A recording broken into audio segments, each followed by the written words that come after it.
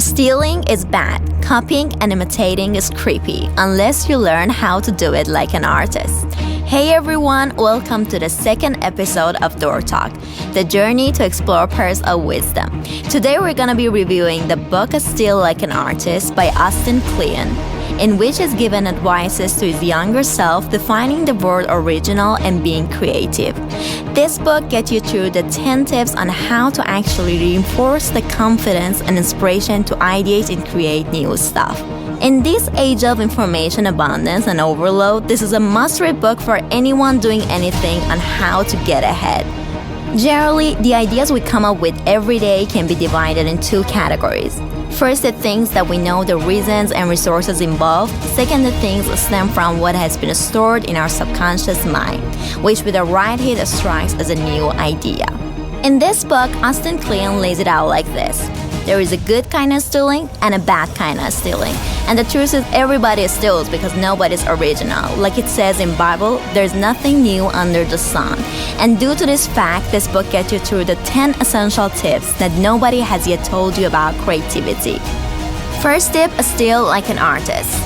This tip defines the good way of stealing, which is chewing on your role model and not only study them, but also figuring out who inspires them and taking all of that inspiration so you gradually start thinking like them. And the best thing about learning from remote and dead masters is that you'll only take an inspiration and experience without any refusion or judgment. The second tip, don't wait until you're ready. This tip, which is also a big part of this book, is the confidence to start doing things right now and not waiting around for perfection, but to start making things in their imperfection because it's the right way to help you to find out what you like and don't like and create your unique way. The third tip, write the book you want to read. The best advice is not to write what you know, but to write what you love. When we love a piece of work, we're desperate for more. We crave sequels. Why not channel that into something productive? Think about your creative heroes. What did they miss? If all your favorite makers got together and collaborated, what would they make with you leading the crew? Number 4, use your hands. The cartoonist Linda Barry has this saying, in the digital age, don't forget to use your digits. Your hands are the original digital devices. Computers have robbed us of the feeling that we're actually making things. Watch a great musician play a show. Watch a great leader gives a speech. You need to find a way to bring your body into your work. Our nerves aren't a one-way street. Our body can tell our brain as much as our brain tells our body. Number 5, side projects and hobbies are important. The work you do while you procrastinate is probably the work you should be doing for the rest of your life. So practice productive procrastination. The side projects, what you take off and assume them as messing around, are usually the break moments when the magic happens.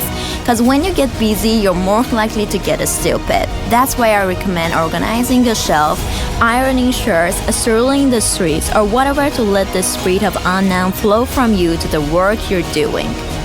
It's also good to have a lot of projects going at once, so you can bounce between them, and when you get sick of one, you move over to another.